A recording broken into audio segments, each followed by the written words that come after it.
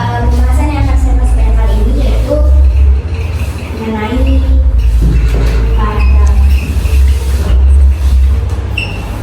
Nah, untuk subbab yang ada dalam paragraf itu saya akan bahas tentang yang pertama apa itu definisi paragraf,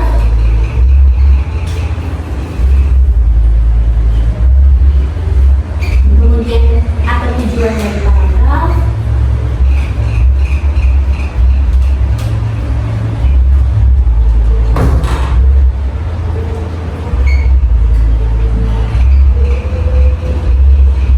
kemudian struktur paragraf,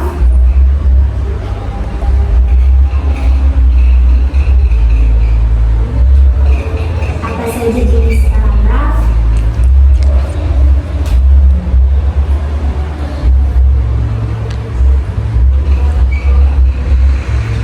dan urutan paragraf.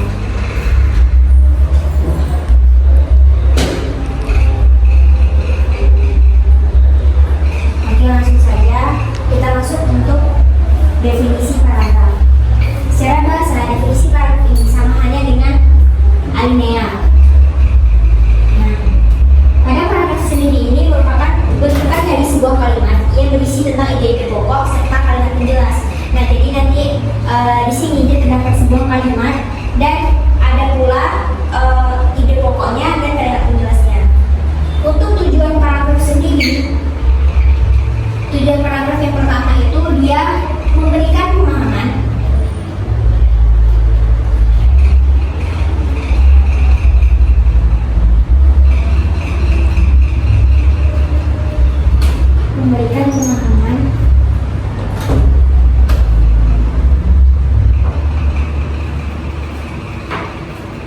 untuk memperjelas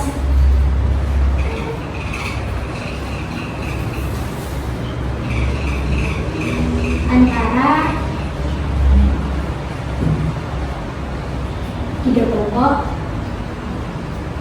ataupun gagasan inti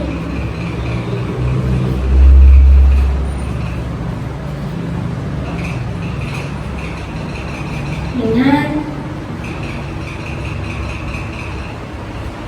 kalimat penjelas.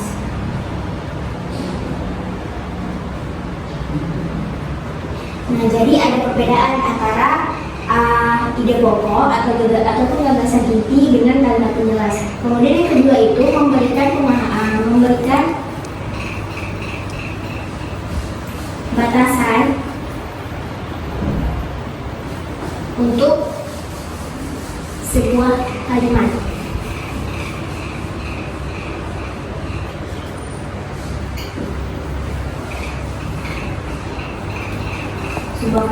Nah, jadi pada tujuan paragraf ini juga memberikan batasan untuk sebuah kalimat apa saja yang harus ada dalam sebuah kalimat tersebut. Yang paling penting dalam sebuah kalimat yaitu harus ada si ide pokok ini tadi dengan si kalimat penjelas, maka itu sudah disebut dengan sebuah paragraf. Oke, selanjutnya kita akan membahas tentang struktur paragraf. Untuk struktur paragrafnya sendiri sebenarnya terkait juga dengan si ide pokok tadi. Jadi si ide pokok ini sebenarnya merupakan pikiran utama.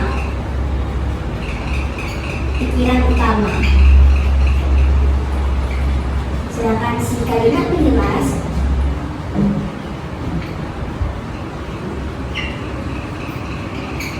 ini merupakan penjelas si pikiran utama itu tadi. Dia melengkapi apa kekuatan dari si pikiran utama tadi. Sebagai contohnya,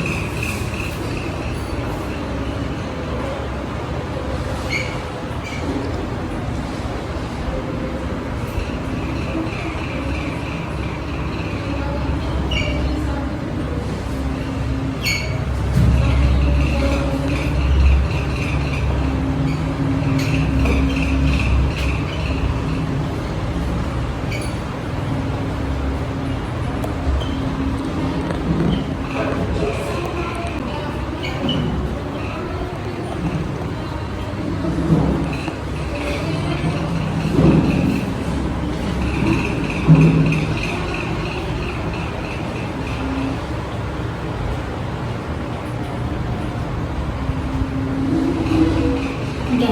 jadi contoh di sini pendidikan merupakan wadah pengembangan karakter bagi generasi bangsa karena bangsa yang jaya, aman, perang dan damai lahir dari generasi muda yang berpendidikan. Nah, untuk yang menjadi ide pokok pada paragraf ini adalah pendidikan merupakan wadah pengembangan karakter bagi generasi bangsa. Nah, untuk kalimat penjelasnya, mengapa sih pendidikan ini merupakan wadah pengembangan karakter bagi generasi bangsa?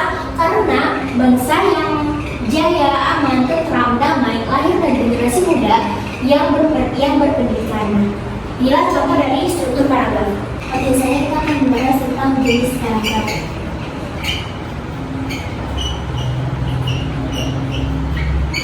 Jenis paragraf ini dia pada umumnya terbagi menjadi 3. Paragraf deduktif,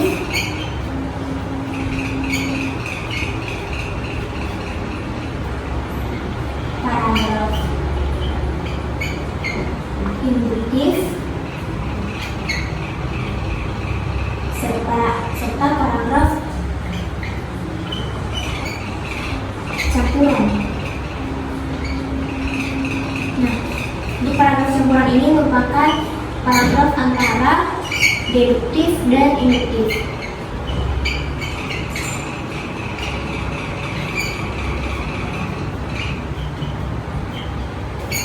Oke, untuk paragraf deduktif,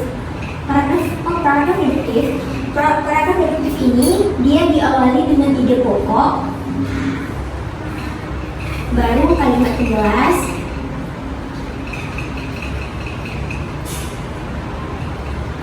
sedangkan paragraf induktif dia diawali dengan kalimat penjelas terlebih dahulu,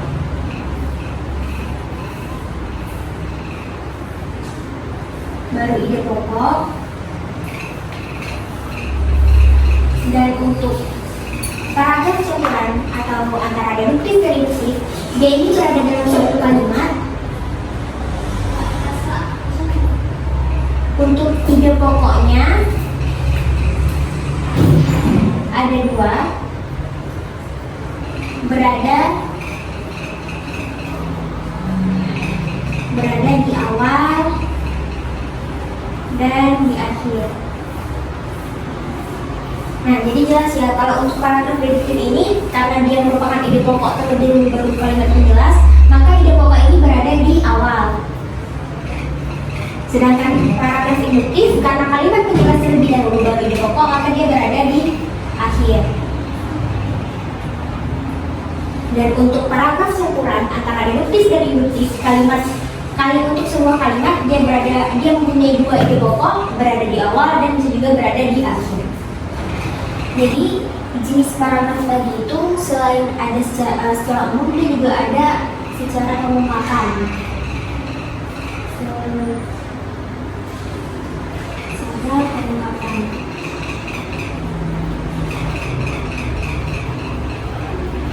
Nah, untuk secara pengungkapannya ini dia terbagi menjadi 4.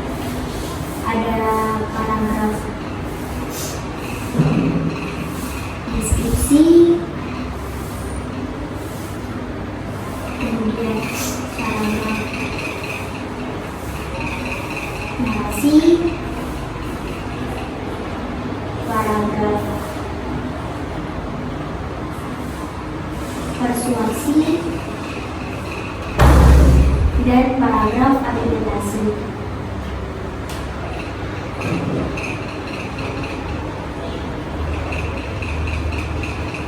Oke, untuk paragraf deskripsi ini sesuai dengan kata bahasa deskripsi, yaitu dia menjelaskan. Jadi isi dalam paragraf deskripsi ini adalah merupakan sebuah penjelasan secara umum, sedangkan si paragraf narasi ini dia berbentuk dengan cerita. Jadi isi paragraf narasi ini berbentuk sebuah cerita, mau itu dongeng, legenda, ataupun yang lainnya. Sedangkan paragraf persuasif ini merupakan sebuah ajakan. Paragraf yang merupakan ajakan, biasanya dia meliputi kalimat ayo, mari, dan sebagainya. Untuk paragraf argumentasi ini merupakan paragraf yang memberikan argumen atau dia memberikan sebuah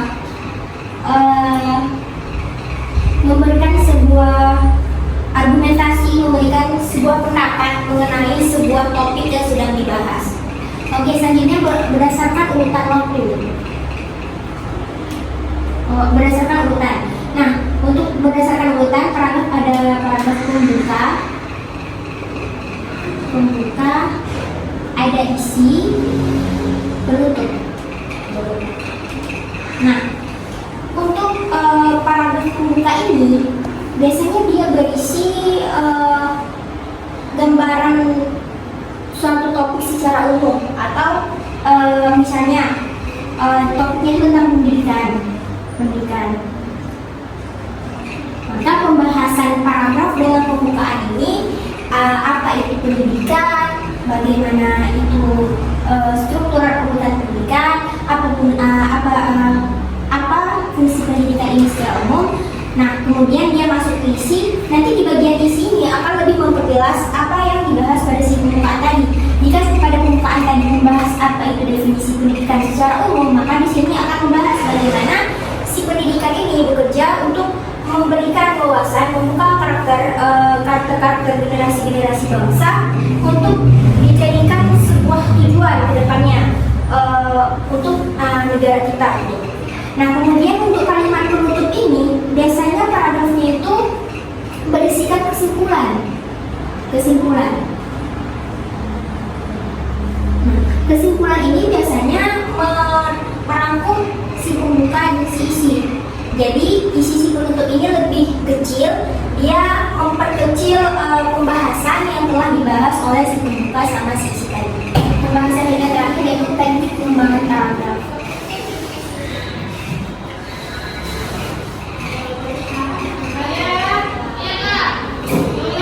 Teknik pengembangan paragraf. Oke. Pasti teman-teman bertanya-tanya kan, kenapa bisa ada paragraf? Dari mana paragraf itu ada? Nah, jadi pada teknik pengembangan paragraf ini bisa muncul dari 3 hal. Pertama, ilustrasi, bisa dari sebuah kronologi, dan bisa juga karena analogi. Nah, ilustrasi ini merupakan gambaran. Berarti dia berpaku pada sebuah objek.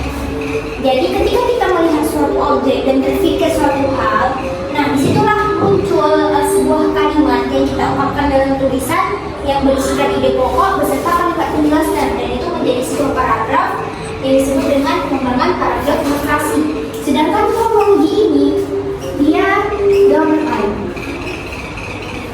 Jadi ini adalah step by step, per tahap, per waktu. Kronologi ini biasanya berasal dari masa lalu, masa sekarang, dan masa yang akan datang. Jadi ketika kita melihat contohnya sejarah penjajahan Belanda, bagaimana dari sejarah penjajahan Belanda, bagaimana penggunaan bahasa pada masa penjajahan Belanda hingga menjadi bahasa Indonesia itu bisa dibahas menjadi sebuah paragraf atau kalimat yang berisikan ide pokok dan kalimat penjelas dengan pengembangan paragraf kronologi. Sedangkan analogi ini merupakan penggabungan